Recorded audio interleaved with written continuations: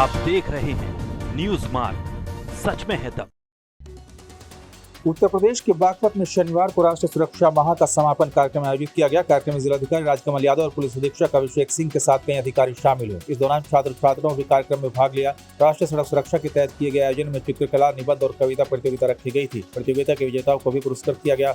बागपत जिले में 1 माह तक चले राष्ट्रीय सड़क सुरक्षा के तहत समापन पर जागरूकता अभियान में नुक्कड़ नाटक के जरिए लोगों को जागरूक किया गया। इस दौरान अधिकारी ने नागरिकों को सड़क सुरक्षा के नियमों के पालन करने के लिए प्रेरित किया। वहीं कार्यक्रम में जिलाधिकारी राजकमल यादव ने कहा कि आने वाले समय में भी ऐसे जागरूकता कार्यक्रम आयोजित किए जाएंगे जिससे सड़क हादसों में कमी आई। उन्होंने कहा कि 18 साल से छोटे बच्चों को उनके पालक गाड़ी न दे, गाड़ी को दस्तावेज और बीमा के साथ सभी दस्तावेज कंप्लीट रखें ताकि उन्हें किसी भी यात्रा के दौरान परेशानी का सामना न करना पड़े। मिर्जापुर में गरीब छात्रों के बीच निःशुल्क शिक्षा का अलग जगाने वाले दिव्यांग शिक्षक की पुकार डीएम ने सुन ली। शिक्षक की गुहार पर जिलाधिकारी दिव्यांग शिक्षक से मिलकर रोटरी क्लब एलीट के सहयोग से भरण पोषण और दवाई के लिए 2 साल के लिए 6,000 रुपये प्रतिमाह व्यवस्था की गई।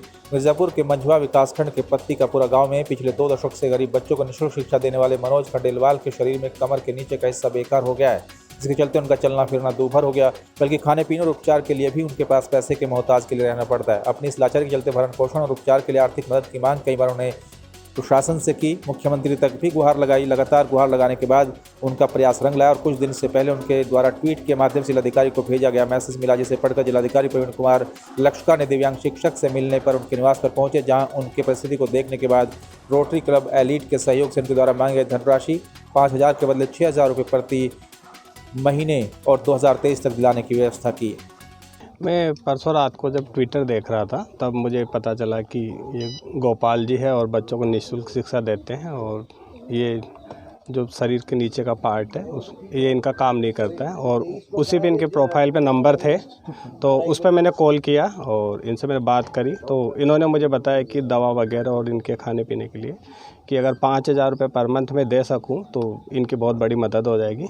तो मैंने रोटरी क्लब के सहयोग से इनको 6,000 रुपये पर मंथ की मदद दिलवाई है, और ये 2 साल तक लगातार जारी रहेगी। इनके खाते में हर 7 तारीख को वो पैसे पहुंच जाएंगे। अभी ट्विटर पर मैंने ट्वीट किया था उन्हें टैग करके मेरी परेशानियां, वो आए थे, मुझे 6,000 रुपये की नगद दे के गए हैं, और उन्होंने वादा किया है कि अगले 2 साल तक रोटरी क्लब के जरिए ये मदद मेरे पास पहुंचती रहेगी।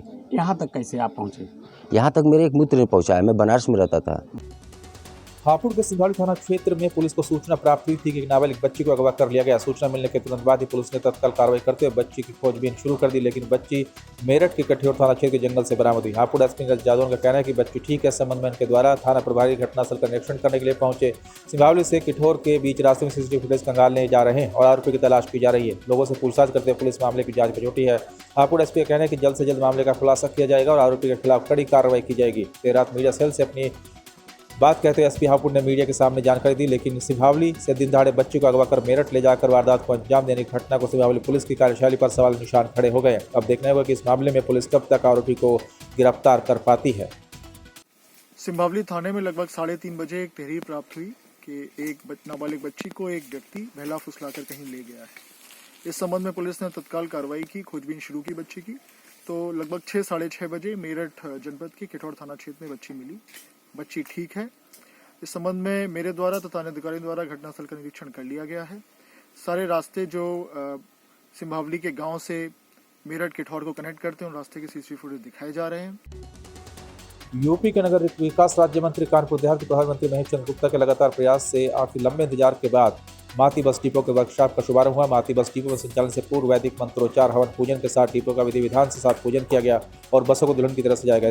इसके बाद अकबरपुर रानिया सांसद देवेंद्र सिंह भोले, अकबरपुर रानिया विधायक प्रतिभा शुक्ला, अपर जिलाधिकारी प्रशासन पंकज वर्मा, क्षेत्रीय प्रबंधक परिवहन अनिल अग्रवाल ने माती बस डिपो से 15 बसों को हरी झंडी दिखाकर रवाना किया। ये बसें माती, अमरोधा, कानपुर, लखनऊ होते हुए झिंझक, मंगलपुर, डेरापुर, सूरा, अकबरपुर, पोखराया, मूसानगर, घाटमपुर, कानपुर, माती, अकबरपुर, झीरा, झिंझक, रसूलाबाद, विधुना, कानपुर अन्य क्षेत्रों में बसों का संचालन होगा। देश में मोदी जी के नेतृत्व में और प्रदेश में योगी जी के नेतृत्व में जन सुविधाओं के लिए हमारी सरकार सदैव चिंतित रहती है, और उसी के क्रम में कानपुर देहात माती से पूरे जनपद के कोने कोने में आवागमन हेतु परिवहन निगम की बस की आज से शुभारंभ हुआ है, जिसमें हमारे यहाँ की लोकप्रिय विधायिका बहन प्रतिभा शुक्ला और मेरी भागीदारी हुई। हम सारे लोग हर्षित हैं। मिर्जापुर नगर के कंकित स्थित ख्वाजा इस्माइल का 3 दिवसीय सालाना जलसा हिंदू परिवार की चादर चढ़ाने के साथ शुरू हुआ। अजमेर के ख्वाजा मोहिउद्दीन चिश्ती के भांजे हैं। जो जायरीन अजमेर नहीं जा पाते वो यहाँ इबादत कर मन्नत मांगने आते हैं। हजरत ख्वाजा इस्माइल चिश्ती रहमतुल्लाह अलैह कंकित शरीफ की उर्स नगर के कसरहट्टी मोहल्ला निवासी जवाहर सिंह कसेरा के परिवार की चादर चढ़ाने के साथ ही शुरू होता है। वर्षों से चली आ रही परंपरा आज भी कायम है। अजमेर के ख्वाजा मोहिउद्दीन चिश्ती इनके मामा है। जो जायरीन अजमेर नहीं जा पाते उनके भांजे मजार पर चादर चढ़ाते की इबादत करते हैं। 3 दिन तक चलने वाले इस उर्स मेले में भिन्न जिलों से जायरीन आते हैं। मज़ार पर पहली चादर हिंदू परिवार को चढ़ाने के बाद ही सालाना जलसा शुरू होता है। 42 के अध्यक्ष हैं हम। ये वह बोर्ड की जायदाद है और ये ख्वाजा मोइनुद्दीन चिश्ती रहमतुल्लाह अलैह अजमेर उनके भांजे हैं। और चिश्तिया परिवार के जब वहाँ पे उर्स होता है तो यहाँ भी उसी समय उर्स होता है, 3 दिन का चलता है। और यहाँ पहला चादर आज रात में कसेरा जवाहिर परिवार के लोग से परंपरा है। और उत्तर प्रदेश के बागपत में बदमाशों के हौसले पूरी तरह से बुलंद हो गए। दिन दहाड़े बाइक सवार 2 बदमाशों ने गोली मारकर बाइक सवार युवक को मौत के घाट उतार दिया। सूचना पर एसपी घटनास्थल पर पहुंचे। पुलिस ने शव का पंचनामा कर पोस्टमार्टम के लिए भेज दिया। दरअसल मृतक ओमदेव पुत्र रघुवीर, जिसकी 28 साल की उम्र है, गांव बदरका का रहने वाला है। बाइक पर सवार होकर अपने ससुराल निनाना गांव जा रहा था। मलकपुर बोहाला मार्ग पर पहुंचा तो बाइक सवार 2 बदमाशों ने उस पर गोलियां बरसानी शुरू कर दी। सीने में एक गोली लगते ही ओमदेव वहीं गिरा। घायल को नगर के निजी अस्पताल भर्ती कराया गया, जहां चिकित्सकों ने उसे मृत घोषित कर दिया। घटना को अंजाम देकर बदमाश वहां से भाग निकले। सूचना पर बड़ौत कोतवाली पुलिस एसपी बागपत घटनास्थल पहुंचे, जहां शव को पोस्टमार्टम के लिए भेजा और मामले की जांच शुरू कर दी है। जनपद बागपत के थाना बड़ौत में मलकपुर गांव के पास यहाँ पर एक मृत व्यक्ति मिला था, जिसकी सूचना हमारे चौकी प्रभारी को मिली थी। यहाँ पर मौके पर जब बॉडी की प्रथम दृष्टया जांच की गई तो गोली मारकर हत्या की गई है। मृतक की पहचान ओमदेव खोखर नाम से हुई, जो दूसरे थाना क्षेत्र छपरौली ग्राम बदरखा के रहने वाले हैं।